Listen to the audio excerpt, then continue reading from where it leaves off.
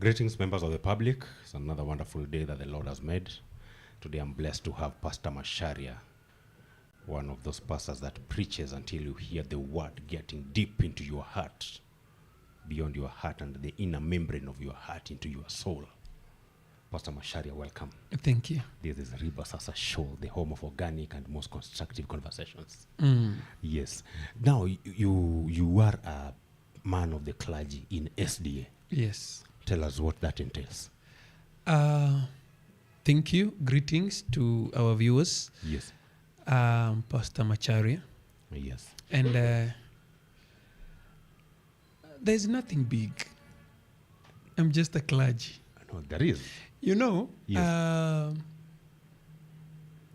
a pastor Yes. is a shepherd. Uh-huh. And it came from the perspective, the biblical perspective, where, you know, these the Israelites Yes. are like Masais, where the animals know the owner. Okay. Si kama zile zetu za ushago.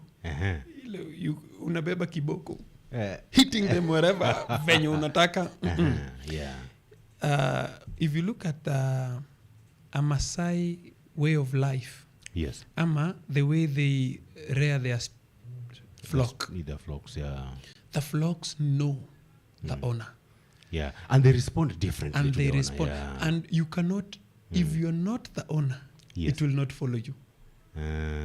So the clergy perspective, not only in SDA, but in Christian fraternity. The entire Christianity or the religion. The Christian religion, Okay. or the religion as a whole, Yes. is whereby their leader becomes the spiritual mentor. Okay. Somebody I can rely to. Yes. When I have a problem, I go to. When I am sick, I go to. When I need prayers, I go to them. Yeah. When I need counsels, when I need a signature. You see, Yeah. You are to go to person. Yes. Yeah. Yes. You see, even some government institutions, they require a signature or a stamp from your church or from your But then why is that? religious institution. What is that? Because they believe the clergy will not lie about you. You cannot give them something small to say something positive about you. You cannot give them something small for them to say, this is my member. Why? Because when he does a mistake or she does a mistake, penye ameajiriwa, the blame will come back to them. They will wonder, ulituambia what kind of a wenu. church is this? You told us this is your member. Yes, we rely on you. to But the give us way to this vet. person is behaving, Yes, nothing close to... nothing close to SDA or nothing close to Catholicism, nothing close to Muslim. Yes. There's nothing close to any religion. This is so secular. So how did you come up with this person being your member? You see, most of the clergy, they are given that confidence of doubt by any institution Yes. in our country, in the world. Yes. Why? Because they believe the clergy carry the presence of God with them. And a whole responsibility to represent To the presence represent of God. to represent God Yes. to the congregation, like the way Yes. Moses did. Okay. God told Moses, you're going to save the children of Israel. Yes. Yes. You'll be a God to them. So when you talk to them, you're talking to them on my behalf. So Yes. all clergy, whether from Islam, Hindu, wherever they are, as long as they stand on behalf of God. the God they serve. Okay. I hear you. So on my side is the Yes. same. But now the SDA fraternity is an institution that is governed from is a trickle down leadership. What do you mean by that? Meaning we have leaders, worldwide leaders. Then we have continental leaders. Okay, then we have... Okay, you are saying that we have leaders from a global point, then eventually it trickles down to the continental. African point, regional, then to regional point, then to Kenyan. Oh, now I understand you. Then Kenya is divided into other small regions. Then yes, to a pastor. Who to SDA we call them district pastor, who has more than one church. He governs more than one church. Then we have elders who govern a specific church. Now, elders, you mean that now the first elder or just the elder? Elders. Elder is one office, but it can be occupied by many people. So when you talk of first elder, we are just talking about a coordinator of the elder office. So it is not called elder's office; it's called elder. It is an office of the elder. Able talk to us through that hierarchy and structure of how it happens in the SDA fraternity. Our church is how do I put it? Let me bring it closer home. Yes, is that the church is the supreme in our institution, in our religion. Yes, the church is the supreme. Yes, where you get that the church is where all these other ranks come from. So even in our church, we have the pastor. Then from the pastor, who is a district pastor. Yes. District comprises of more than 1 or 2 or 3 more churches. Yes. Then when they come together with one pastor, it's called a district. Then from a district, we move up to conference. Conference or field, conference or field is a combination of different districts. That is, for example... Let's start it down here. Does it start from the church or from the Sabbath school, then the church? The lowest is the Sabbath school. Then when this Sabbath school has grown, it becomes a church. Then this church, combination of churches, several churches there, forms one district. From this church to that church to that church, it forms a district. Now this is a special formula that actually arises in actually growing and knowing that it is this and this that forms a district, and that formula is multiplied across. Now, yes, a district is a let me call it a subtitle. A station is a subtitle. But the hierarchy has only 4. That is church, conference or field, union, then general conference. Therefore, but in between here, we have subtitles that help the church. Why do I say that? Because a church plus another church plus another church makes a conference. Sure, it does. But now, because in our a church SDA church and another church makes a district. No, makes a conference. How? Now let me explain. Please go. Now, because a church, a pastor, I'm a pastor of a church. Yes, you are. Are we together? I'm a pastor of a church. But and now, not a district. A church. Yes. But now, I can open more than one church. So when I open more than one church, I don't see it pastor of churches. Now I am called a pastor of a district. Okay. Are we together? Yes, I hear you. A pastor of a district. Why? Because it's more than one church. I was given a church, but I've done my diligent duty. I've opened more than one church. So because I'm still a pastor of these 3 or 4 or 5 churches, they are not I'm not called a pastor of churches. I'm called a pastor of a district. Now this district will be, its name will be from the original church. For example, let me use Embakasi. Yes. Embakasi is a church. It's called Embakasi SDA Church. I've used that There because is an that's where I've Embakasi been SDA a church. pastor. Okay. Embakasi SDA Church. Uh-huh. Now, if Embakasi SDA Church opens other churches, Uh-huh. these churches will have their names. That is through growing them from Sabbath schools. Through evangelism Okay. and growing them from Sabbath school. Okay. So all these churches will have their names. Mm-hmm. But we'll have one name for all of them. And that one name Yes. is the mother church name. That is called Embakasi District. Okay.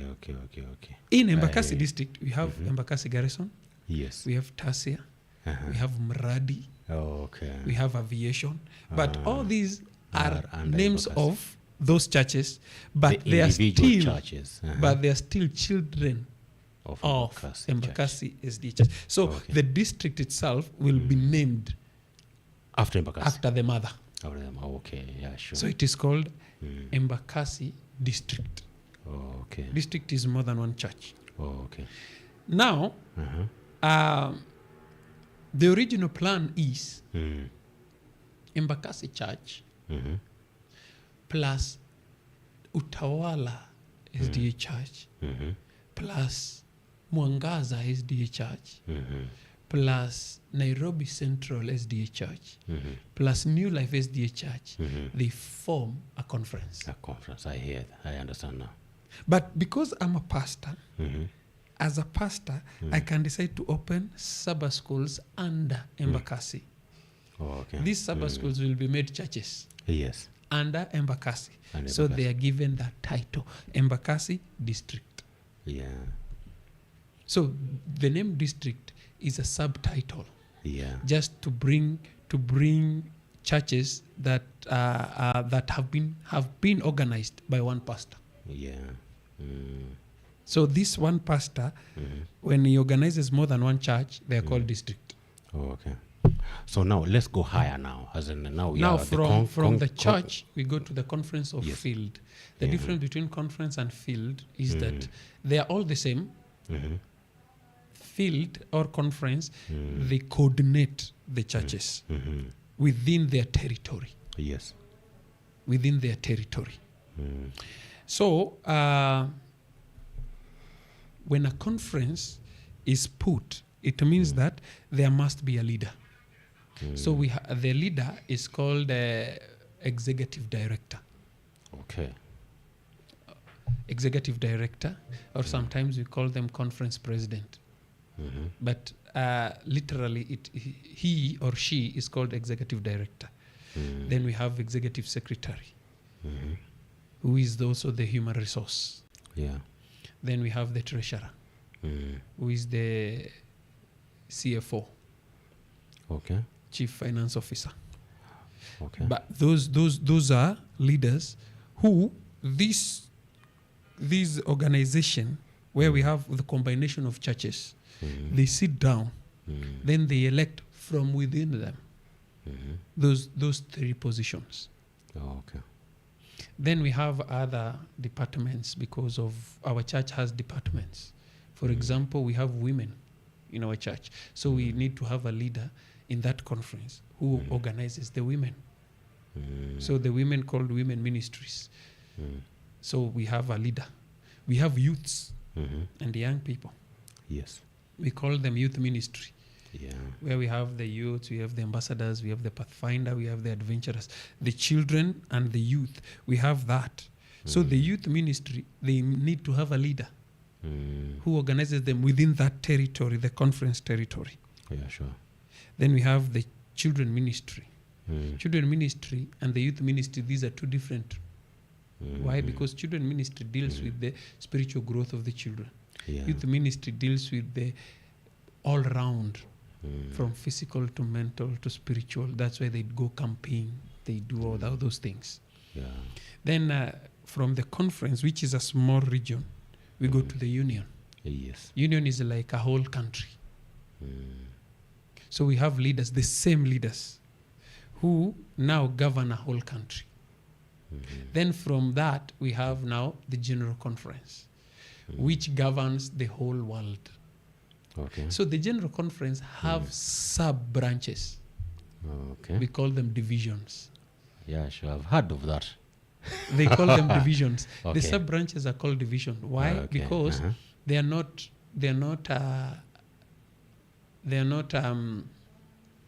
how do I put it? They are not in the hierarchy.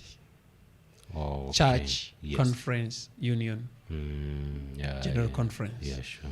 They are not in the hierarchy. But because Kenya, we have two unions. Yes. Let me use that. We have two unions, Yes. East and West. For the general conference, that is the worldwide church office, to govern these two unions, they need somebody close to them. Okay, yeah, sure. So they do what we call sub-branch. So the leader of the division is an assistant. We our overall leader, we call him president. Yes. We call him president. So this person who has been sent as an ambassador to govern like 10 countries, 10 unions, Yes. on behalf of the president, the world president of the Seventh-day Adventist. He is called assistant to the president. Oh. So he's the assistant to the worldwide president. Oh, But when he comes down here, we call him president to the division. okay. But he's an assistant to the president. He stands on behalf of the president Yeah. for the 10 unions. Then another one, then we have like 13 Yeah. divisions. In the whole world. Yes, in the whole world, we have 13 assistant presidents Yes. who help the president to collect data from Yes. different areas of the world. It's an intelligence. Yes. So that is how it goes. That is yes. how our channel is. But that president is still a pastor. Oh, the president is also still a man of the clergy as well. He's He's a not an pastor. administrative figure. No, he's a pastor. That means because our church is an elective church. Oh, so even the president is through an electoral process that we have him in office. He's elected after every 5 years. Oh, okay. We call them quinquennium. Oh, okay. After every 5 years, we have a session. Session is where we elect leaders. So the president of the general conference, the worldwide president, can be replaced after 5 years. And where does he go? Back. Can or will be replaced after 5 years. Can. I've used the word can. Yes, depending intentionally. Depending Yes. on his His work. conduct. Yes. If he has worked well, Yes. they give him a second, third, fourth term. But he can be impeached in between here if the work Yes. is not good. Yes. So what's the process of impeachment? And again, Ah. he can still from that seat to a church pastor. Oh, so it doesn't matter. It doesn't matter where you are. We Yes, can just the drop you biggest down. level of this church is a church pastor. Okay. That is the highest level of the church, is the church pastor. All these others is administrative. It is not spiritual. Our church is a spiritual institution where the pastor is the supreme. Oh, okay. So So you these are others- the supreme. In, Yes, because, as a pastor. Yes. So, So as a pastor, from you are there- so powerful. From there, I can't be the president of the world from where I am. So ni kura tu hauna. You just don't have enough. si kura You haven't per se. accumulated enough Si- constituencies for the votes. Sikura, yes, they vote. They vote. That I agree. They vote. But again, these are administrative positions where you coordinate the churches, the pastors and the churches below you. Okay. But you can still come back and you're coordinated with another. So coming down does not mean coming back to being a pastor in the church does not mean you're demoted. Oh, okay. It means you've just come back to what you're supposed to be doing. Oh, The spiritual matters, the Yeah. spiritual work. But you've been stripped of the administrative capabilities. Yes, the that you had administrative has been earlier. given to another, Another but now person, you're yeah. back to what you're supposed to be doing. Oh, okay. Is there something? Some. Iko, obvious. When you're an administrator, yes. you're paid as a pastor and you're paid as an administrator. So Then there's there's a something demotion more. then. It's a demotion because now if your remunerations are, and maybe you might have tagged them on loans and stuff like that. But the Now duties you're also earning. reduce. But you because see now, come if back to let's say for church. example, you had already secured a facility, considering that your tenure will be in 5 years, and now you took a small loan there and you bought V8. So you need to pay back. Yeah, Then absolutely. you're demoted. Now you've been demoted in your between. church. Yeah. Yes, spiritually you're not demoted. You are still serving, but now pocket The wise. tips. Yes. The What do you think? advantages. Okay. Yes. There are advantages. That's why it is elective. And I don't want to put so much pressure on this, but let me just say that every pastor would wish to go to the office because kuna marupurupu. Some marupurupu allowances grow, the salary is a little higher, but when you come out of the office, the basic does not drop. So they are normally advised that no matter how much you get to those offices, don't budget on that money. Because after 5 years or after some few, or even less, because sometimes depending on, our church has also the disciplinary perspective. Even allegations can take you off that. Yes, wanaweza kuambia step aside kidogo tuone hii maneno inaendaje. Yeah. So there are some things that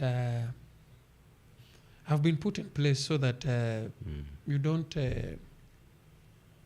cry when you're not up there. You don't cry because you've been at least the duties much as some income and all that, so that you don't end up complaining so much. Yes. Or you end up not actually dispensing your duties in a manner that has been deemed appropriate. Yes. Because maybe you don't have enough in your pocket. Yeah. So now, from the pastor, no, from the president, these regional leaders here are also remunerated for occupying the offices. Yes. It trickles down to even you yourself. Even a pastor. Even a pastor, you are given a salary, you're given some allowances. It's like any some other accommodation company, somewhere and stuff like that.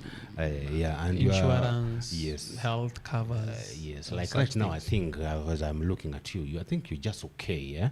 So now my other question would be, yes, what about the church elders? Are they also maybe remunerated? Because yes, it's a selective position, but they are occupying an office. Are they also remunerated? Are there such kind of plans? No. Not at and all. I'll give a reason why. Because yet they do the heavy lifting. Yeah, I'll give an explanation to that. Yes. Our church is how do we call it? It's a monarch. You're not looking for that word. I'm not looking for that word. Non-democratic. A volunteer. So type of leadership. Or I can how do I? There is a word imenipotea kwa kichwa, but let it be. It's a philanthropist. This is this is what I mean. I'm helping you get that word. A pastor. Yes. Is not allowed to do any other. Is not supposed to be employed any other place. This is his employment. Kama vile an accountant is an employee of. No, but he has been elected. No, he's employed again in those other positions. Let me finish my statement. Okay, go ahead. A banker is employed in the bank. So he's paid because of what he's doing. In the bank. But now when we come to church positions and Pathfinder director and such, yes, these are voluntary positions where si lazima uwe. What do you mean? Si lazima. I think I went to Rusinga someday and I saw how important that office is. Pathfinder director, how important that office is. No, but it is a voluntary work. Let me explain. You elect me as an elder. I have a right to say no. No, even as a pastor, you can say no. No, this is an employment. There's difference between church leadership and employment. A pastor is a church elder. I'm a church elder before I'm a pastor. So even if I was not employed as a pastor, I will still serve as an elder. Okay. You get. Now, a pastor is an employee. Is an employee of the church.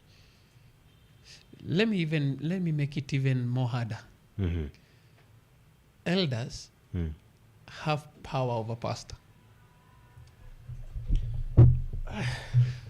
They are the employers. Wait, but this pastor is an elder in that church.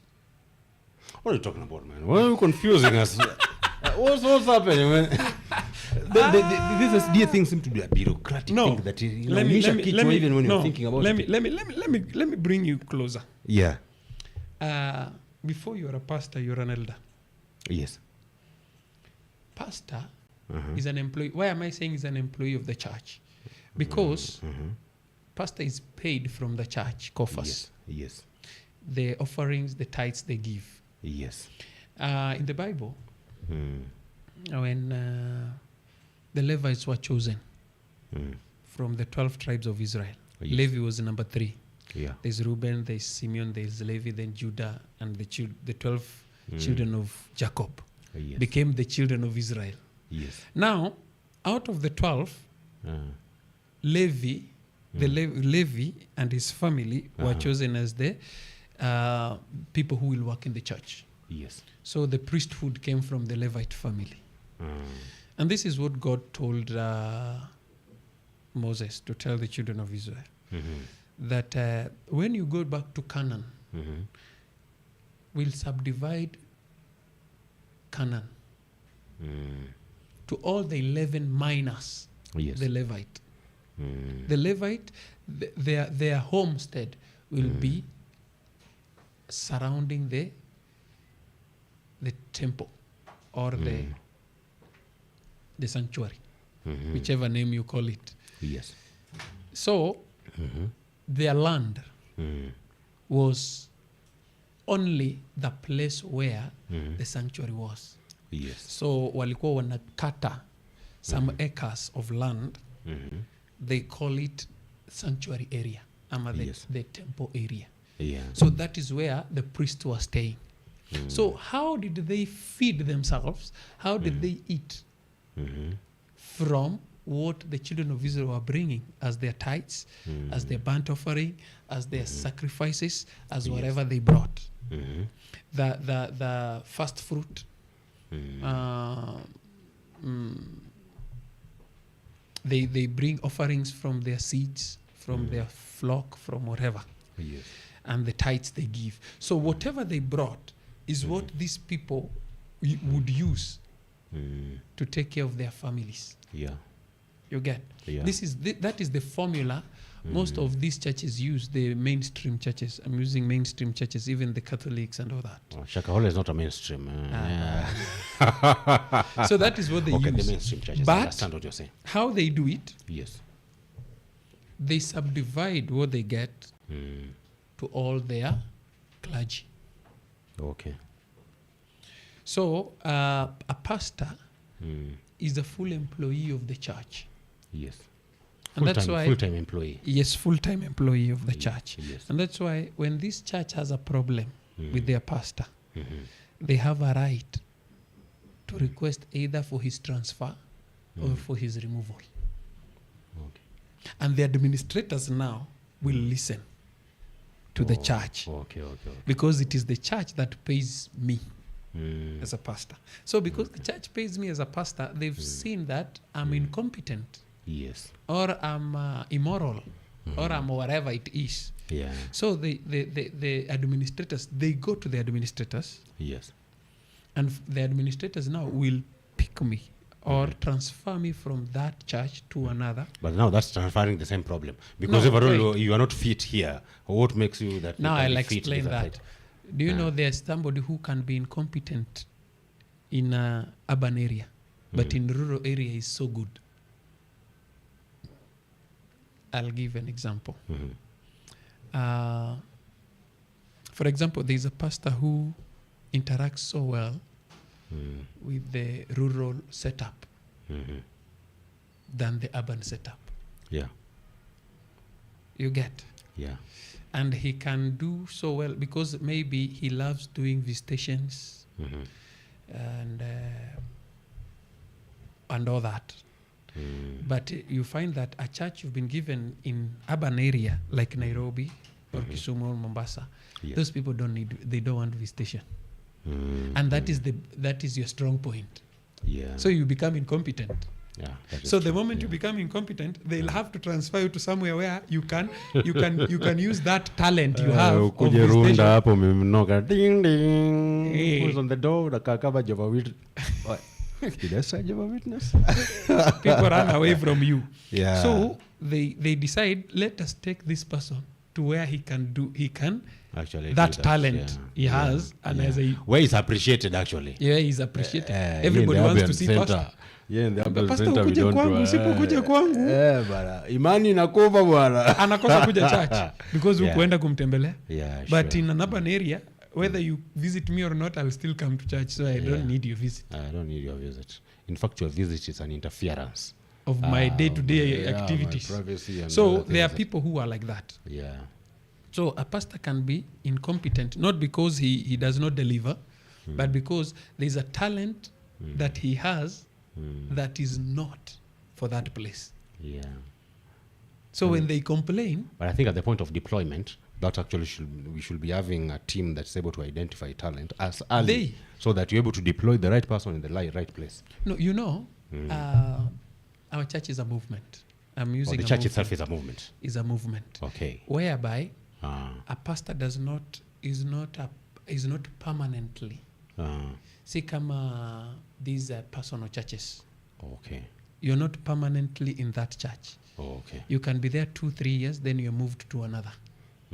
Take your talent to another place, your gift to another place. Then that other person goes to another. Then this place, because so that the church will grow. Because let me give you an example. Yes. I may be very good in development. So nikienda kwa a certain church, now mobilize tunajenga kanisa. But I'm not good in evangelism. So I'll be moved from that after 2, 3, 4 years. Go to another place to take that talent of development. Then somebody else will be brought who is more talented in issues evangelism. Yes. Then utatoka mwingine ataletwa ambaye ako more on pastoral issues and prayers, counseling and all that. Yeah. So we are not blessed the same. Yeah. There are those who are more counselors than preachers. Yes. There are those who are more preachers than developers. There are those who are more developers. There are those who are more administrators. So that's why the movement has to happen, so that the church grows fully. If it grows spiritually, another person comes. They have to build a church. Another person has to come because they need counsels. Yeah. Another one has to come because they need administrative, somebody who will tell them, hata kama mmegrow kiroho, hii shule mmejenga lazima igrow pia. Okay. Pesa inapotea. Okay. So you also need another kind of a CRO now, a chief risk officer, who is able to see come for like 3-4 years to put things in order. Then a spiritual one comes to pray for you. Because we are all talented differently. Yeah, sure. No, what surprises me, I don't know whether you've had these fights in the church where the elders are makumfu wanachapana pale. Don't you think that this thing is attached to the remuneration? Maybe there's some allowances, some of the things. What is this that making me so entitled there that I will wish to throw a jab at you? If I'm uncomfortable there, well, just walk out. Because at the end of the day, I'm also not getting anything. Let me. Why can't I just walk away in peace with my dignity? Let me bring this. Let me bring this closer. Yes. Our church is more.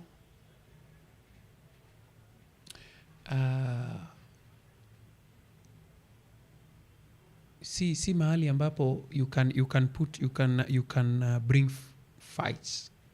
No, they wait, I finish. They've been happening. Wait, I finish. This is how it is. According to the policies of the church and leadership policies of the church, is that our leadership is rotational. Let me use the word rotational for lack of a better word. Is rotational. Yeah, it's rotational. It is, indeed. You may become an elder today. Yeah, you serve your term. You serve your 1 year term. Is a 1 year or 2 year term. then you Mostly can... I think it's a 1 year, it's an annual, and then eventually Yeah, you have because election. there is an election. Yeah, So you can be retained though. You can be retained as an elder, yeah. but also you can be moved to another department or to another duty. There can be reshuffling there. So there is the reshuffle, there is that rotation. Mm. So our church is not a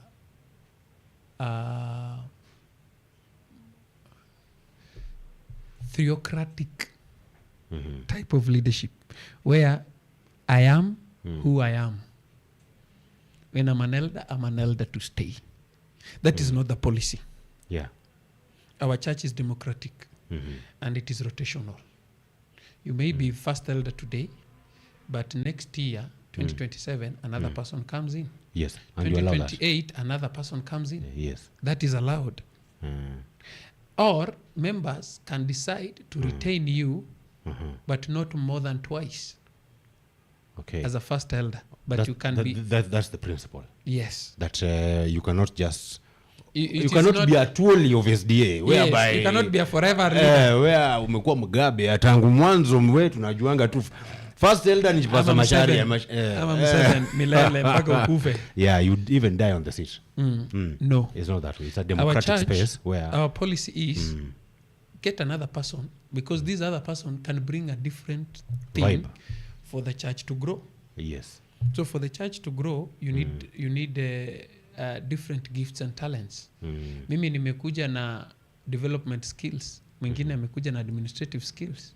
Mwingine amekuja na youthful skills ya kuinua vijana.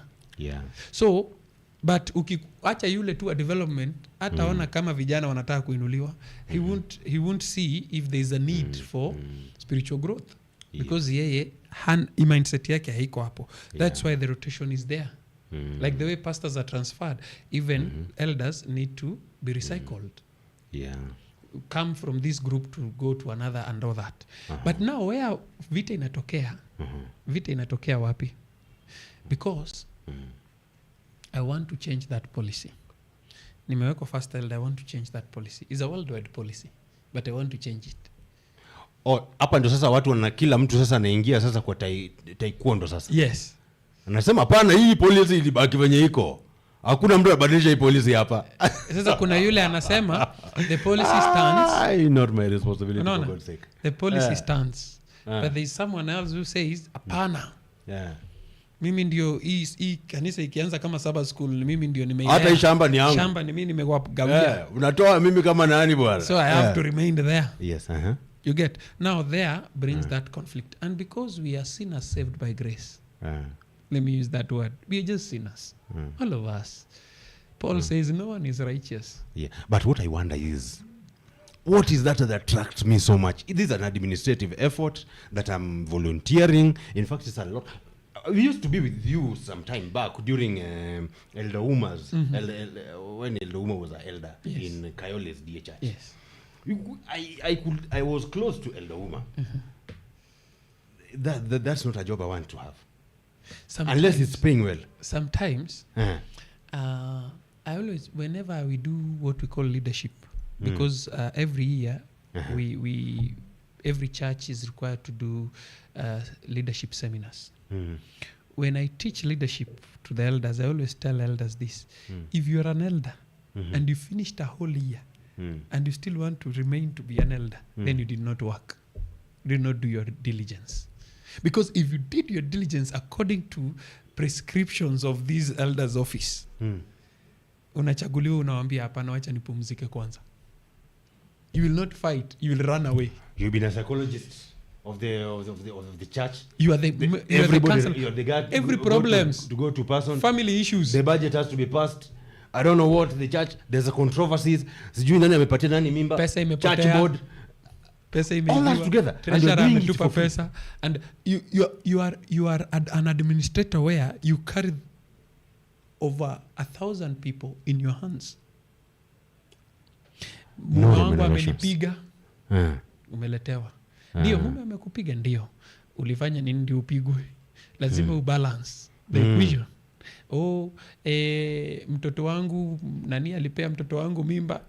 You have also to be very impartial when you're dealing fulani, with things. Kiongozi fulani tulimpea pesa ya kwenda camp out, then ajaleta ripoti, pesa imepotea. Hata kesi zingine fani kama madicons walikuwa nahesabu pesa pale, kuna pesa tuoni. You get, so you carry all that burden and you have to listen.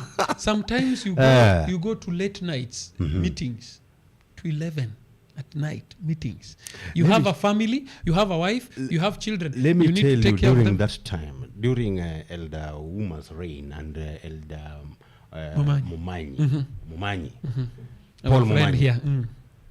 I don't want to be not even close to that, not even the assistant in the first place. So that thing inataka kujitolea to a certain other level, because most of the time those people use their own resources. Not only that you're not being paid, you're also using your own resources to make those things work. Yes. Sometimes you have to go deep into your pocket. Kuna mtu amelala njaa na amekuja. Is your member. Kwambia kazi yangu imeisha, watoto wako hapo wananililia, hatuna kitu. You don't have a coffers for that. As elders you sit down and ask, nani atanipea nini? Tutasaidia aje maneno bana? Huyu jamaa anaumia, hebu angalia tunaweza suluhisha aje maneno mpaka huyu jamaa kuwe sawa. Uko na ngapi? Jamaa kuna ngapi hapo? Sasa hata ile kidogo ulikuwa nao fair, ulikuwa unapanga kesho ndio umetoa hapa tena. Utatembea mguu kwenda tao. Kesho utembea mguu. That's why when I do leadership, I always tell them, you've started the year. Go work. But I'm very sure if you work diligently, you will not want a second round. Yeah. Utakuwa one term, hautataka two term. Utataka two term. Utasema wacha nipumzike kidogo. Yes. Let me rejuvenate. Ni rejuvenate. Yes. Nirudi. Kwa nini? Because utakosana na mke. Because utakuwa unaingia late home. Yeah, sure. Watoto watakumiss because every weekend that you're supposed to be with your children, you're in the church.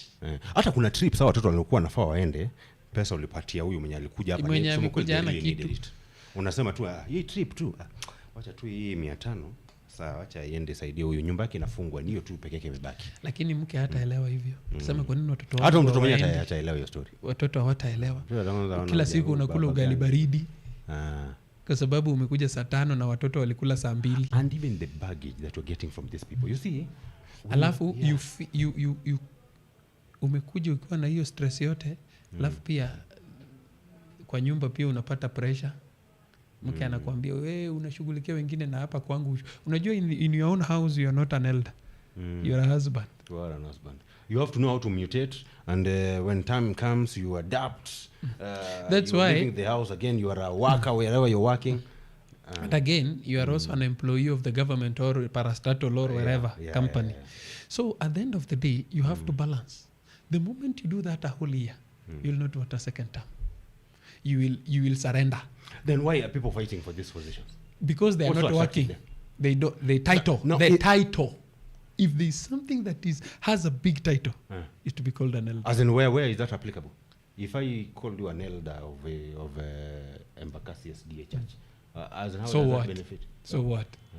You know, if somebody called you a CEO of company Y, it can help you bypass some you can access VIP section on your airport. Usually there's some things there's some benefits that come with it. These have no benefit. You get some membership in a Kenyatta golf course. There's some things that you get. But being an elder, what do you get then you're fighting in the institution? Then people really fight. We saw that on TV. Now, people fight for this leadership. Not because they come with any entitlement in the community. But these people just like fight. They just like fighting. Wait, number one, there is no entitlement in the community. It is only in the church. Yes. To just be called elder. That ile heshima ya washiriki wanakupa. That small population there. That small population. You're fighting because of that small population. By the way, it's true. There is one I asked. Why do you fight because of this small population?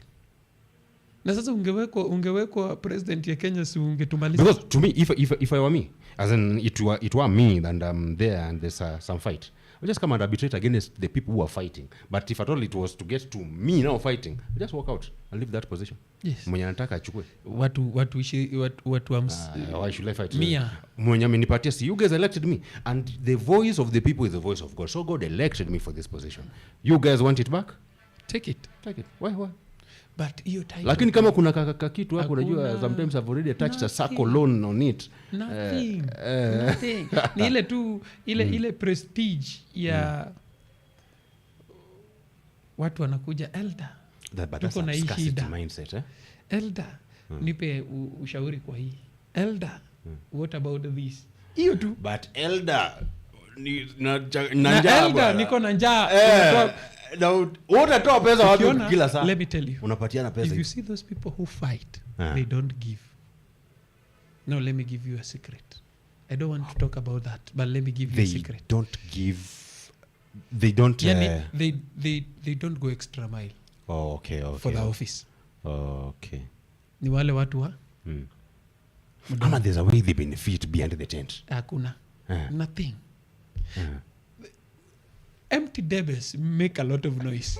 Then I think these people are making the noise in the wrong place. They make noise because they want to stay there so that they will criticize those who are giving.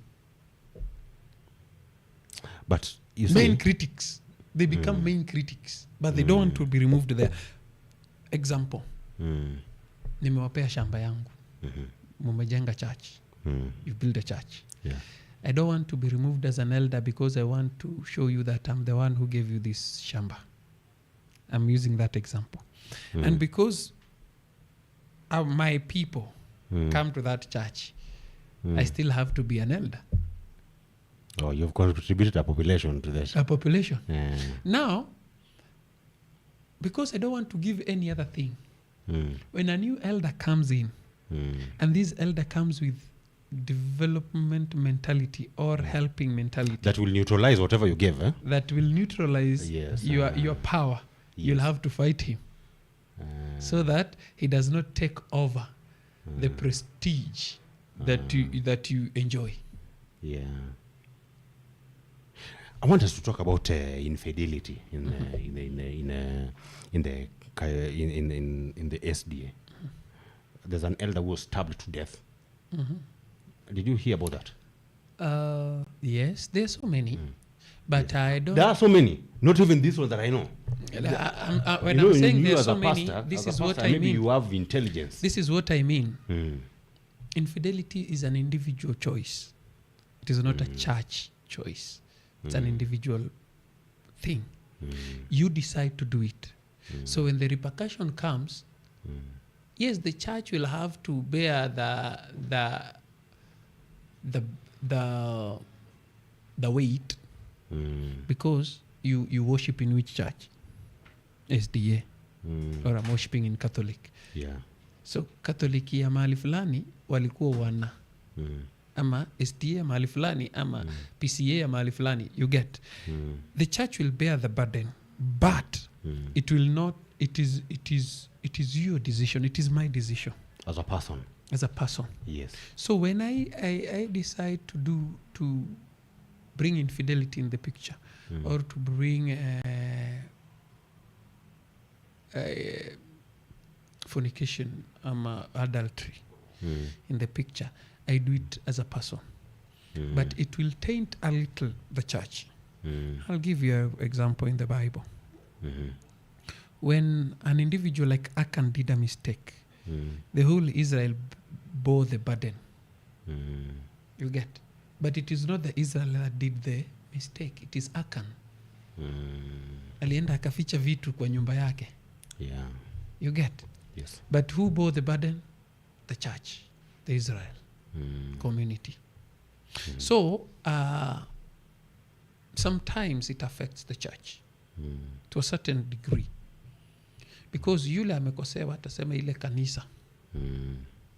Because you carry the title of that church as a member. Yeah. Ile kanisa ilifanya. For example, ile there was some years back, after you can Google, you'll find that where elders were witches. Kwa ni wachawi. And they took mwili wakaipeleka kwa kanisa. Pale kwa pulpit. Alafu majina yao ikaandikwa na unknown hand. It is somewhere in Kisii on the wall. It is a majina zao zikaandikwa aje? Kwa wall, you can Google and see. Hey. Chai! It is there. That church, they wanted to, walitaka kuibomoa, but the government ikawambia hapana, ikaifence, ikakuwa now a government property as a museum. It became so they built another church adjacent. Baada ya hiyo fence, government iliweka hapo adjacent, wakajenga another church. Why would but their names are still there. Hata ukipaka rangi ina brighten, yani inaonekana sasa vizuri zaidi. You cannot remove them there as long as that building stands. God punished them there on the wall. But did they die? They are still there. Okay, kwa saizi wengine walikufa kitambo. It was, you see, it's something that happened in the 90s. No, what I'm asking is that did that event of where? No, they did not die. Never resulted But, in them dying. Yeah, because the government had to protect them because walikuwa wachomwe. So unajua wachawi uchomwa huko Marisafu. Huko ni bana an eye for an eye. But now the government protected them, but at the end of the day some of them died because they were old. When was they old age and all that. But what I'm trying to say is they were individuals. But it affected the name of the church. Yeah. But you see now, if all these individuals forms almost half of the population, then it becomes that the only thing we do, there seems to be a problem in the teachings themselves. No, the only thing we do, we actualize the policy, which is disciplinary perspective. Okay. Umepata unafanya hii, disciplinary yetu inasema tunakutoa ushirika. Kukutoa ushirika does not mean we stop you from coming to church. The only thing we say is go back and start afresh. It means you did not get something from the teachings we gave you until you became a member. So go back, start afresh. Are we finding ourselves in a point where it seems like we are running a church like a golf club, where there are certain policies in place and it's just a community on its own whereby you violate and now or is this a structure of a calling? Because every institution must have a guiding principle. Let's say, for example, for all Jesus lived longer. Even during Jesus' time. I'm trying to put out this. If Jesus Christ lived longer beyond the crucifixion, he was crucified, but eventually just lived longer than that. Don't you think that he might not have chased Judas away from the team? You could not have stripped him of his maybe angemtoa tu hapo kwa treasure karibu na pesa kidogo tu No, not really because I will alikuwa treasury yeye. I'll give you this scenario.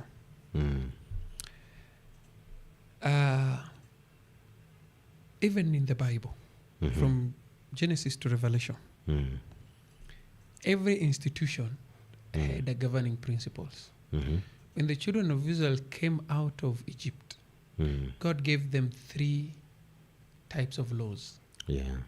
There is the spiritual laws, the 10 commandments. Then we have the ceremonial laws. Then we have the civil laws. Okay. Civil laws were day-to-day governance. Okay, according to the way it is in the statutes, maybe of the republic, it's just is a law that governs me and you. Yes. Yeah. Our day-to-day issues. The day-to-day activities. Then the ceremonials are like the circumcisions, the zile walikuwa nasema when a lady is in her menses, she needs to be away from people for like 7 days. Those were ceremonial laws, yes. Then we have the Mosaic, the basic laws, the 10 commandments, the moral laws. Yes. So God had to do that. Why? Because he knew one thing.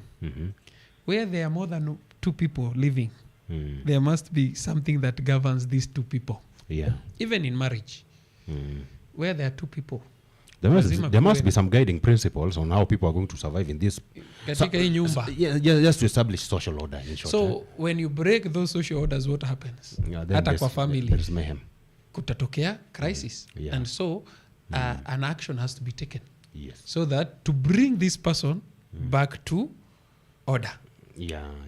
Umekuwa disorderly. So we need to bring you back to order. That is the same way with the SDA church. Because it's an institution where so many people come with different mindsets. Yes. Number 2 is a religious institution where Satan fights. Satan fights religious institutions. So he might bring a commotion so that you people, you stop focusing on evangelism. You start focusing on personal, small issues around you. Okay. So the best way to curb that is to have a policy that will govern these people as they do God's work. And that's why Paul says, if one of your members brings a different policy, apostates, or does not believe in your faith, mtenge. Okay. Put him aside. Okay. Why? Because this person, if you continue being with him here or her, at a later he will divide. Na unajua simba akiwinda, for him to be able to catch a buffalo, lazima azitawanye. Yeah, because if you approach them, all of them the same time, they will kill you. Yeah, they will retaliate. Yes. But lakini ukiwashtua moja iende hivi moja hivi, ile ulikuwa una target utaiendea. Yeah. So for a church to fall, wanasema divided we fall, but together we stand. Yes. And for a church to be together, they must have what we call, kando na the 10 commandments, you need to have basic laws that govern an institution. Okay. So that when you go against these laws, there's something we do to you so that you may come back. Ni kama mtoto akikosea, kuna kiboko. Ukichapwa 2-3 au maanishi umemfukuza mtoto kwako. Kweli. Kesho bado atakuja kuambia atakuja nyumbani tu bado. Daddy, kiatu yangu imeraruka. Na utamshonea. Na hata mnacheka tu zaidi. Utacheka tu. So now I want also now to look at tithing. Yes, just the principles that governs tithing and how the Bible looks at it, the spirit of the prophecy, and how it is entrenched in the SDA fraternity. Issue tithing began from Genesis. Giving. Yes. What Abel and Cain were doing was simply giving. They were giving. They were doing what we call offering. Yes. Isipokuwa walikuwa wanafanya offering through burning, but they were doing the offering. That is coming to God and thanking him for what he has done for you. Coming to God and bringing your prayers, since you want him to forgive you. You want him to do all this. Yes. Now, but tithing specifically began with Abraham. Yes. Where he said, I'll give 10% of everything. That is where the first time you hear the 10%. Then from there, Jacob brought that issue of 10%. Then we went to the children of Israel. Now they were told, now give 10% and all that as we go. So the issue of tithing is simply obedience. Meaning, God, you've given me. And now you're giving it back. Now I'm returning. I'm not giving you because you are poor. God, I'm not giving you because you're poor. But just to show that what you've given me, I want it. Hii 10 ninakupa Mungu. Iende iwe ya mibaraka kwa kazi yako. Do you believe it's a religious ritual? Yes. Yeah, so it's a religious ritual. Okay. Where these pastors, these bishops, these clergy, they're paid with the 10%. Okay. So, in other words, what you're saying is, Lord, you've blessed me with 10 shillings. Yes. This 1 shilling may it go and bless your work. Okay. You get? So this 1 shilling goes to bless God's work by making sure the person who is doing the spiritual work amefanya nini? Amepata chakula. Ama basic needs zake zimeshughulikiwa. Mwingine akileta 10, mwingine 10, si imetosha kupatia huyu asaidike. Yeah, absolutely. Offering is appreciating what God has done for you. Yeah, sure. And everybody should be encouraged to do that, right? Yani mimi Mungu niko hai. Yeah. For example, let me give example of tarehe 1 ya Januari. Mungu yani 2025 imeisha. Let me use 2025 because iliisha tuko 2026. Yeah. 2025 imeisha Mungu, and I've seen 2026. Thank you God. Let me just say thank you. Then you give an offering of your choice. Yes. Si lazima mtu akitoa 10,000 utoe 10,000. You can give 2 shillings. Yesu unakumbuka akisema yule mama alitoa peni 2, gave even more. Because sasa yeye alitoa kila kitu yenye ako nayo. Appreciate. Alitoa 100% bana akabakiana sasa. Alipea Mungu everything that she had. Yani kuambia Mungu asante without an hidden agenda. Yeah, sure. Some of us give offering, fine, but we give offering with an agenda. Yeah. Watu wajue natoa. Nataka kuwa elder wa kanisa. Selfie pale, Nataka kuwa elder wa kanisa. Na najua to be an elder you have to show ya kwamba uko sawa. Mfuko. So I can give. It's one of the requirements. No, it's not a requirement. But some people ukiwa pale umesota bana, hata utasotaje ma problems za watu pale atu ni elder. Elder gani bila kakitu bana. Washiriki wakienda kwa nominating committee. Wanaangalia hivyo wanaona na mimi labda ni mmoja wa wale niliwahi saidiwa. Pastor, it is not promising. Mimi ni mmoja wa wale niliwahi saidiwa. Na huyu elder. Siku akanilipia nyumba. Sijui kama unanipata. So the votes come in sasa tunaenda nani mnataka awe elder? Ni nini itakuja kwa kichwa yangu kwanza? Si mwenye alilipia keja. So some people bring so that they are seen. So when they are seen, they are elected. Okay. Hiyo Yesu akaambia kama wale mafarisayo, hizo zao don't make sense. Yes, it will go work for God, but it has no blessings to the person who was given. Yeah. So nataka tuingie kwa hii, you see the SDA church has been built on the principle of the remnant church and the Roho Unabii spirit of prophecy. Just want to take us on what that entails. It is as the name entails. Spirit. As the name suggests. Spirit of prophecy. Yes. What is that? It's a name that came from... Like I think during the BBI there was a conversation about the spirit of the Constitution. So now what's this thing? Now, spirit of prophecy is a name in the Bible. Spirit, Holy Spirit, and the act of prophecy. But it's a biblical name that is found in the book of Revelation. Chapter 12, verse 17, where it says that there remaineth the remnant. Yes. Who keep the commandments of God and the testimony of Jesus. Yes. Testimony of... When we talk of testimony of Jesus, we simply talk of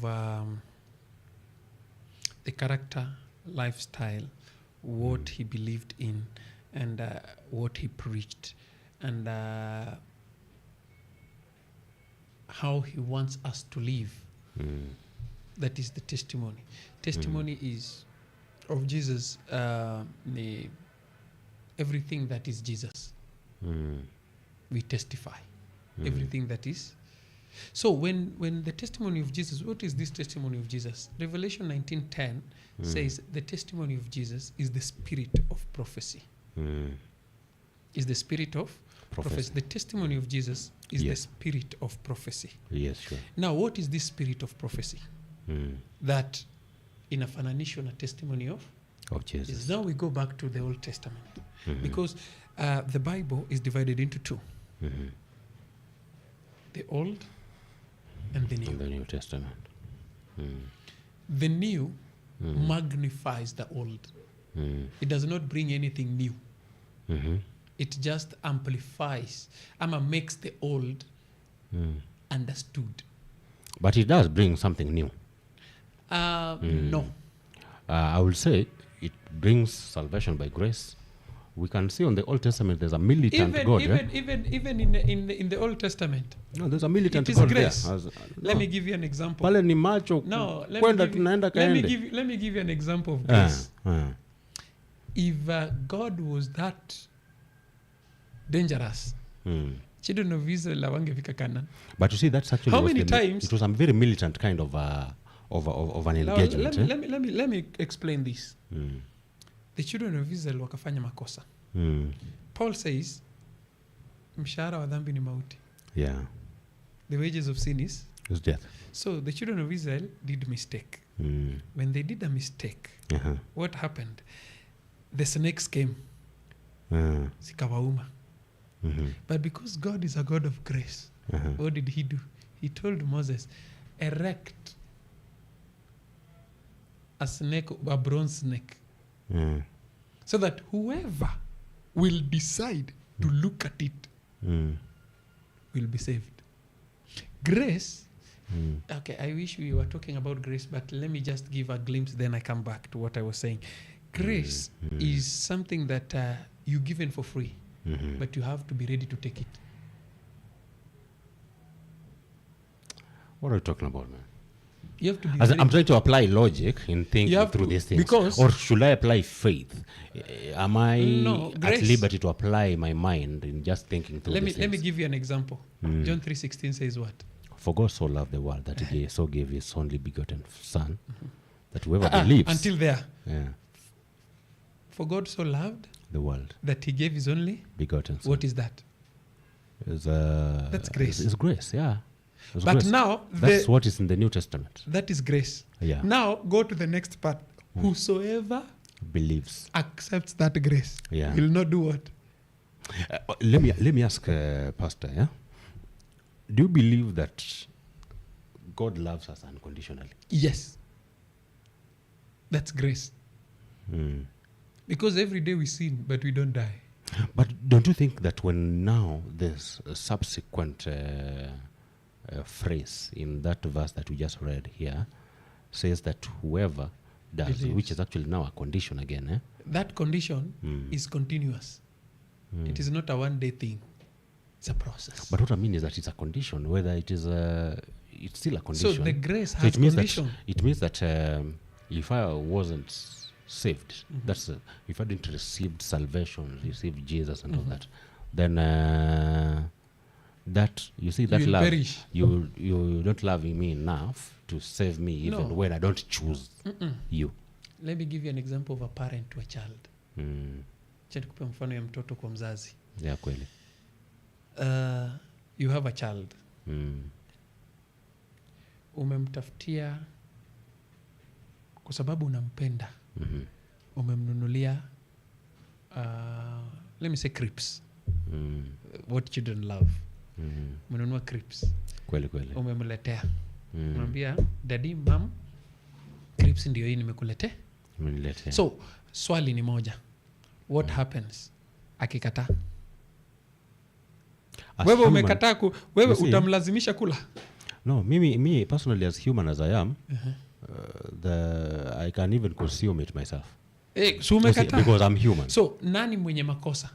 Ni wewe mzazi kumpenda ukamletea, ama ni yeye kukataa hata kama unampenda? Yeah, that's what I'm saying.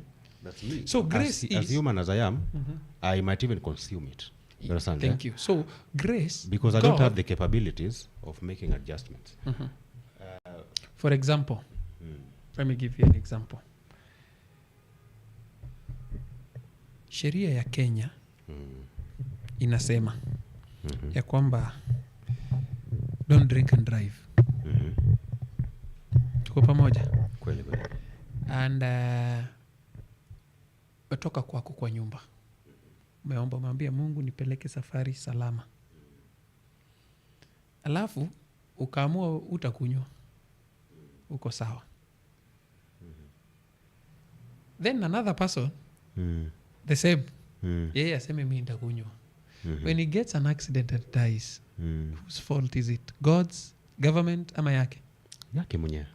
So is Mungu anaingizwa kwa hiyo makosa? No, hawezi ingizwa kwa hiyo hesabu. Lakini si alimpa neema. Yeah, ameweza kumpa. Na akipata ajali ndio apone, sawa? Alafu arudi. Yeah, kweli kweli. Ambie Mungu yenyewe nilikosea. Will God say hapana? Hapana, Mungu atampokea. Si atamchukua. Atampokea. So grace is freely given to all. Okay. But how to receive that grace and own it is an individual choice.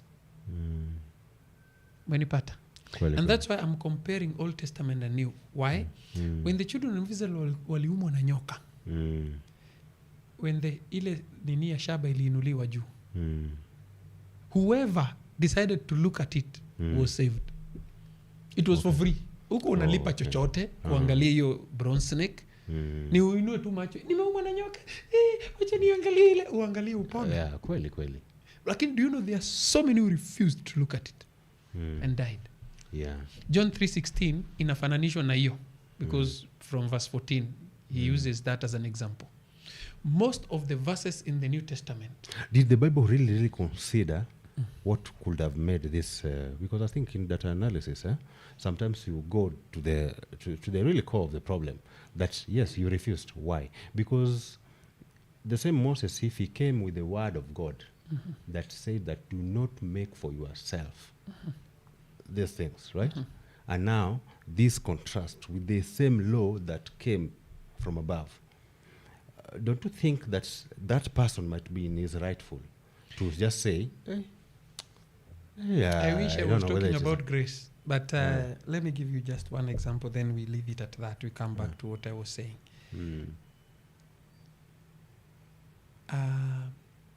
Sisi wote tunajua children's home. Our viewers and whoever is listening. Absolutely. Tunajua children's home. Yeah. A children's home has so many children. Oh, yes. If I decide today with my wife to go and adapt a child. Yes. One, hatujajua tunaenda kuchukua mtoto wa sura gani. The only thing lakini mzakuwa na idea. Ngoja, the only thing tumeagree mimi na mke wangu ni mnahitaji mtoto labda. We need a girl child, for example, not a boy child. Ama a boy child. One, we've considered gender. Two, age limit. Yeah. And three, maybe color. Maybe. I've used the word maybe color. Labda mtaki nyeusi sana kama mimi hivi. Tunataka nyeupe ama tunataka dark blue. Yeah, sure. Ama something. So we have, there are things they consider. But yule mtoto kule, yeye anajua ni nini inakuwa considered? Not at all. Hajui. So sisi tumetoka kwetu, tumeenda kwa children's home, tumepatana na ule mama wa hapo, tumejaza everything that is required. Then out of 100 children we do elimination. Elimination method. Wale wote wako kama tunataka 2 years and below. 2, 1, 0.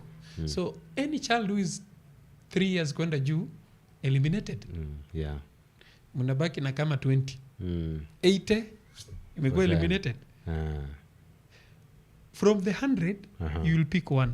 Absolutely. Eliminate 80. Yes. Imebaki 20. Yule mtoto hata ajui kama ni yeye. Maambiwa haya wale watoto wadogo 2 years and below njooni. Anakuja anapanga line. Elimination number 2. Kama wewe ni kijana, go. Tunataka wasichana. Gender. Ama tunataka kijana, gender. Yeah, wanakuwa unabaki kama 7 ama 10. Unabaki 10. Yule bado anaenda kuchukuliwa, hajui ni yeye. Na kucheza yake anabaki kwa line. Wale wameenda. Baki 10. Now out of this 10 tunataka yule ambaye si mweusi ama si mweupe ama all those logistics. Then the remaining then they come, they go through them, kama ni 5 huyu wanawavet, then they say we want this one. Did that child know atachukuliwa? Not at all. So huyu mtoto amepata nini? Amepata familia sasa. Alafu wanamchukua. Wakisha mchukua wanampeleka kwao. Wanampatia surname. Wakisha mpa surname, huyu mtoto amepewa nini na hii familia? Grace. Neema. It is by grace. Alichaguliwa from 100 children. Yeye ndiye akafanya nini? Favor. Grace is favor. So he got favor from this family. Wakamchukua one. Kando na kumchukua, wakampa nyumba, wakampa makazi, wakampeleka shule, wakampatia surname. You don't feel like maybe the kid contributed because if he never had these credentials, if it's he or a she, then it's out of having the minimum qualifications that he got in there. But walikuwa na wengine walikuwa hapo kama yeye, wako na the same qualifications, everything. Kama ni weupe ni weupe wote kidogo. Piki ponki. That's how grace works. Yes. Alafu akapik. Yani chenye namaanisha ni huyu mtoto kwa mawazo yake it was grace. Because angeendelea kukaa hapo kwa children's home. Lakini familia ikakuja ikafanya nini? Kampatia title. But after they've given this child him or her titlement, akienda kwa nyumba yao, what should she or he do? Follow the rules of that house. Yeah. That does not mean the grace imeisha. The grace remains. So it is her choice ama his choice to choose to follow. Akikataa watamrudisha. Aseme huyu amekuwa kichwa ngumu, hatutaki hii. Hii ni kichwa ngumu. Hii hapana, hii tulitaka mtoto lakini huyu hii ni kichwa ngumu, tupatie ingine nzuri. Yani what I'm trying to say is grace is given. But it is our choice to accept that grace. Most children of Israel who succeeded to get it to Canaan, it is because they chose the favor God gave them. Okay. Now, Old Testament and New. The Old Testament, the New Testament reflects the Old Testament. And that's why most of Paul's letters are, did you not read from? Yeah. Peter's letters, did you not read from the Old Testament that the stone that was rejected, it was written in the Old Testament, but it is, so there are so many quotes from the Old Testament in the New Testament. Yeah. Jesus said, I did not come, sikukuja kutangua, lakini kutekeleza. I did, alafu, is it John chapter 5 verse 39, I believe is that says, you read the scriptures. He's telling the Pharisees, you read the Old Testament, but you don't know that it testifies about me. So the Old Testament and the New Testament talk about Jesus. The Old talk about the Jesus who was to come. The New talks about the Jesus who came. The whole Bible from Genesis to Revelation is Jesus and the salvation of man. Yeah. Are we together? So when the testimony of Jesus is compared to the spirit of prophecy, it means the whole Bible testifies about Jesus. But who helps us to testify about Jesus? Now Joel defines the spirit of prophecy. That is Joel chapter 2. Let me read it for you. Say Joel chapter 2 verses let me give you that. Joel, phone yangu imelock. Maybe in a few. Joel brings a perspective. And this is what he says. He says that your sons and daughters will receive the Spirit. And when they receive the Spirit, they will start to prophesy. Yeah. It is only the Spirit that helps you prophesy. About, and you know, all the prophecy is all about Jesus. All the prophecies points towards Jesus. All the prophecies is all about Jesus. Let me give you that verse. It says this. Joel chapter 2 verse 28. And afterwards, I will pour out my Spirit on all people. Yeah. Your sons and daughters will prophesy. They will not be able to prophesy if they don't have the Spirit. Okay. And that's why it is called the Spirit of prophecy. It is the Spirit that gives the ability to prophesy. You get? I get. Because you don't prophesy your own things. Yeah, sure. You have to prophesy things from God.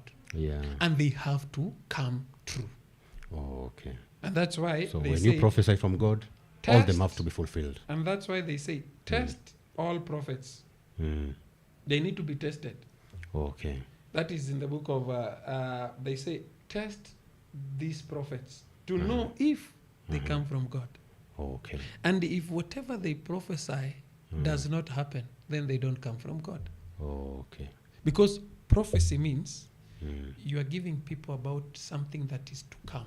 Yes. Haipo, hatujaiona. Yes. For example, Noah prophesied about the rain. Watu wakaona ni mzaha. Wale walikubali, yeye na mke wake na watoto wao wakaingia kwa safina. Then the rains came. So his prophecy came to pass. To pass. Yeah. Daniel prophesied. Isaiah, let me use Isaiah first before I go to Daniel. Isaiah prophesied about the Yesu atazaliwa. Alizaliwa ama hakuzaliwa? Alizaliwa. Yes. So whatever a prophet prophesies must come to pass. Okay. And for it to come to pass, he must have, or she must have been given by the Holy Spirit. The Holy Spirit, yeah. And the prophecies should not go against the written word. Okay. For example, when God prophesied about the coming of Jesus after Adam sinned in chapter 3 of Genesis, aliwaambia kwamba your offspring will crush the serpent. Si offspring moja hivi. Kizazi chako huyo mmoja. Jesus. Then he was prophesying about the coming of Jesus. Ambaye ataumwa kisigino, the death of Jesus. And then he will atashinda kaburi, atashinda shetani. Oh, okay. You see, so God started the prophecy in Genesis chapter 3. You get? And it came to pass. So every prophecy in the Bible came to do what? Came to pass. To pass. Even Jesus prophesied. Ya kwamba in Matthew chapter 24, siku za mwisho, maarifa itaongezeka. See, we have skyscrapers. Yeah, sure. Hizi building mrefu. Si ni maarifa imeongezeka. Yeah, kweli. Upendo wa wengi utapoa. Ndugu kwa ndugu wanapigana. Like what we're seeing in the SDA church. Upendo wa watu in the church. Upendo wa watu in the family. Upendo wa watu in the community. Whenever we have election, people are fighting. Either in elections za kanisa ama elections za serikali. Yeah. So now as we are winding down, I just want you to now amalgamate the spirit of prophecy to the Sabbath. And why Sabbath? Also help us know whether in you know where Nini came from, Corona, Wuhan, and Jamaica, Kingston. Tell us whether the two also both of them have Sabbath church there, and how. Yes. Of time. Yes. Spirit of prophecy is a gift. According to Corinthians, they say it's a gift. The Holy Spirit gives people gifts of prophesying. Si wote wanapewa. It's a gift, na si kila mtu atapewa ya kuprophesy. So there are those who are given. Even now, there are people God can use to prophesy. And that's why the spirit of prophecy. For example, in SDA Church, we have a lady called Ellen Hammond White. Ellen G. White, yeah. Ellen G. White. Ellen Gordon White. This lady, she's a prophetess. I'll give a reason why. We don't worship Ellen White. Some people say so, that you do. Some people say. Yes. But now I want to clarify. Okay, demystify that. We don't worship Ellen White because he's not a god. Kwanza alishakufa akazikwa. Aliandika vitabu nyingi sana akiwa. But aliandika vitabu. Why do we love her writings? Because prophecy, for prophecy to be legit, it must go hand in hand with what is written in the Bible. For example, he has written a book called, let me use Great Hope. The Great Hope. Tulikuwa tunaita zamani Great Controversy. The book, The Great Controversy. The title was changed into Great Hope. It is called Great Hope. Who changed that? Because I think I left it at Great Controversy. No, it is still Great Controversy, okay. But they've given it a title that is not more military. Who did that? The church. They have a right to do that. Why? This it is their book. But this is Ellen G. White's book, not it's fine. Book. It is her book. Hatuja kata. Takosana na watu. So what they did, they wanted to bring more hope to people more than military. Okay. But the message in it is the same. From page 1 to the last page, nothing changed except the title. Great Hope, Great Controversy. Now, the Great Controversy, let me use the previous title. The Great Controversy talks about, opens up the prophecy, sorry. So sorry. The prophecy of the book of Daniel and the book of Revelation. Yes. that did not happen during the Bible writings. For example, there is what is written in Daniel chapter 12, 1,260 days. What's that? 1,260 days. The Bible says one day for a year. That is 1,260 years. During the Dark Ages. It is in history. It is in the book of the history. William Miller thing. Before then when the William Miller came in. The William Miller thing is still coming. You're still coming to that. From 538 to 1798 AD, those are 1,260 years. When the papacy crushed any other Christian or religion in the world. The Dark Ages is there. It is in history. Not in the church. It is in the history it is in the history books of the world. Papacy, you mean the Catholic Church? I mean, yeah. Then they were removed by the France. The king of France then killed Pope Pius. Okay, so history says that. That is history. Okay, yes. That is history. Where now we get when the year America began as America. Oh, okay. So that is history. It is in the history books of the world, not even church. But that history books in the of the world were prophesied in the Bible. Oh, okay. Kando na kuwa history ya dunia,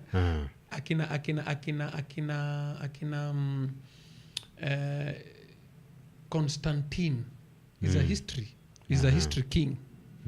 But it is in the religious domain also. So the books of E.G. White wrote about that and expounded it how it happened. The 2,300 days that are written in the book of Daniel chapter 8. Now the William Millers. The William Miller 1844, the great disappointment. Yes. You see the great disappointment, the 1844, they thought Jesus was coming in 1844. It is called the great disappointment. So they prepare the whole world. Yes. Kama wale to prepare some time back. Pale Shakahola and the rest. So you see, now they had to reread and understand what Daniel meant by cleansing the sanctuary. You get now. So this book expounded an explanation of this. So when we take those years and put them together and read what she wrote and what Daniel wrote, they tally. Okay. They agree. Another example, the Twin Towers. The September 11. The bombing, the September 11. She wrote it in the 1800s. What did she say about it? She said the Twin Towers will fall, will be hit. When were the Twin Towers built? No, it was not built during her time. Okay, so she prophesied that they will be built and they will be hit. Yes. Okay. So if the prophecy comes true, then there is a true prophet. Whether dead or alive. Okay. Haijalishi ni nani, hata kama ni wewe.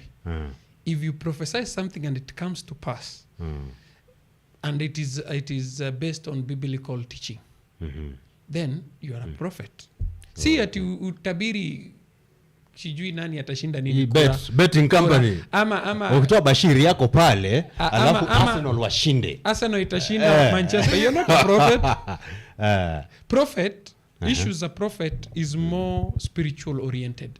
Okay. The war between Christ and Satan.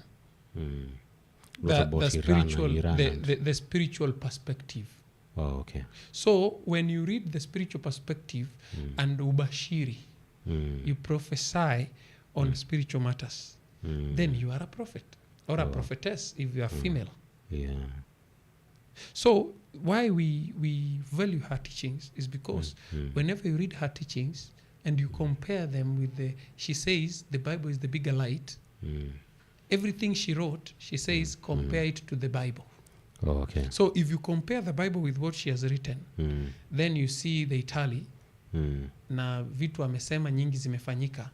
Then you can sit and say, then she's a prophet. Are you trying to lay grounds for the Sabbath question that I asked. Now, coming to Sabbath. Yes. Sabbath was there from the beginning. Mm. Did not start with Ellen White. Oh, okay. It was there from the beginning. Because even if you go to the dictionary, you have... Why is it that SDs believe in it and others don't? That's what I'm saying. God created the world in 7 days. Mm-hmm. And on the 7th day, he rested. Yes. On the 7th day. The 7th day. That is not Sunday. It is No, not Monday. Some people say that. It is not Tuesday. Yes. Why is it not? Because even the dictionary that was not written by an SDA says 7th day, a day of worship, is Saturday. Is the 7th day, is the biblical 7th day of the week. Sabbath is the biblical 7th day of the week. Oh, okay. To the Jews and some Christians. Oh, okay. Then Sunday. Catechism says Sabbath is Saturday. Oh, okay. Everybody, okay. So that is it. So it started from creation. Oh, okay. Jesus worshipped the Sabbath. He said in Luke 4:16, says like his custom was to worship on a Saturday. Is there a Sabbath church in Wuhan, China? There. Yes. And some remote parts of Jamaica, the other side. There is no country. If there is a country that has no Sabbath worship, maybe one or two. But you see, Sabbath worship might be the Rastafarian. I think I hosted one of them here. I'm talking of the also Seventh-day Adventist. Oh, okay. Probably one or two. But it is not as big as it is. But it has gone to several places. Oh, okay. I think some of these things I'll really call you so that we talk. I want to call you back again and we talk about another very, very interesting topic called the free will. As our custom, when we are finishing this kind of engagement and show, we normally come up with some light moment, and I would wish you to maybe attend to just one more question as we're now closing down. Yes. And that is, take it from a very light angle. Have you read this verse in the Bible that says that God hardened the heart of Pharaoh? Yes. Okay. What was the intention?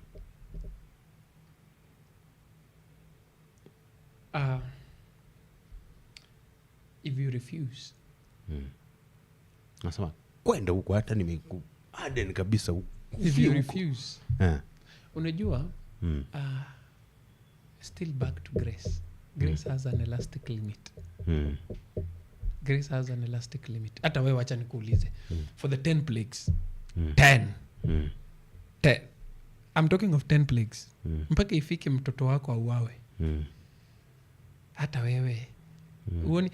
The first 4, he would say, okay, I'll let your people go and worship your God. Si umeona vitu Mungu anafanya. Then you still don't want to believe. So what next? The repercussion comes. So at what point did he harden his heart? The perspective of hardening is it really a concept? It's a metaphor. It's not a... He did not harden his heart. It means that Pharaoh refused God, and so God allowed him to do what he wants. That is, hardening means hakumpea another grace. So umekataa, nimejaribu, umekataa, pambana. Grace has its limit. Oh, okay. Kuna kitu tunaita elastic limit. We'll come and talk about elastic limit. I think we will talk about that, and for example, I would really wish to understand this concept of hardening as well. It takes a toll on my interest as well. So I think we'll talk about the hardening. Talk about it. We just go and revise it through. There's another phrase I want to leave it with you. Ubaki ukichanganyikiwa. And the evil spirit from God came on Saul. So Mungu anakuanga na evil spirit. Yeah. That is 1 Samuel chapter 16. Yeah, and the evil spirit of God. There's another program that we want to create here. We were just talking to the director, called the Fairly Impartial. RIBA SASA fairly impartial, just a section where we'll be talking about different matters, but it's fairly impartial. This is unfairly impartial that we have either one man of the clergy with two people who don't believe at all on these things, and they're asking questions, or two people of different religions, or two men of the clergy with one person who totally don't believe. And the panel to be very impartial, but of course presided over by yours truly. Yes, so I think that you will want to actually attend such kind of sessions someday in the future. That is a very good one, because we really also need to understand some the Bible still has some unanswered parts. Even us clergy, we are still studying. There's some unanswered areas. Gray, we call them gray areas. Gray areas in this manner. Yesu alipozaliwa kwa zizi la ng'ombe, alifunikwa na nini? Nani nje? Sikumbuki hata. I can't remember my what I'm trying to say is, okay, there are some, not because they are so spiritual or salvational, but there are questions that we still have to ask ourselves, because they are gray areas. You get what I mean? To us as human, there's some things we've not understood. For example, what you've said, hardening somebody. How does God harden, and is a graceful God? We'll talk about that. And I think I would want it now to be a panel whereby we can be able to have a conversation. Then we also read the word and eventually supplement the word with the different part of the Bible and stuff like that, so that the conversation becomes so rich. That's okay. Trust me, I'm going to make that happen. Yeah, so thank you so much, Pastor Macharia, for having made time to talk to us. Having such kind of a serious and strong intellectual prowess and infrastructure, it does not happen so often in this part of the world. So we really appreciate, and we take it as an honor. We thank God, and thank you for your invite. And any other day, mkinita. Yes. Mimi niko, tell me, then I'll come. We'll talk. Absolutely. About these issues, spiritual matters, issues, family life, issues, young people. Young people in relation to Christianity and social life. How do we bring them together? When the Bible says furahia ujana wako, what does it mean? Yeah, sure. People are interpreting it differently. Some to the extreme this side, others to the extreme this side. So how do we understand furahia ujana kwa yes, what does the Bible say? Yeah, sure. So how do we do it? How do we apply what the Bible says in our world today? Okay. Such things. So we can talk anything biblical, spiritual. No, how to integrate social and spiritual issues. Ndakupanga vizuri kabisa. Asante. Ubarikiwe sana. That has been Pastor Macharia. You never get such kind of conversation anywhere else. Of course, Pastor Macharia does it that way, and you can see how deep he goes, merging history and matters religion. You never get that anywhere else. This has been RIBA SASA show.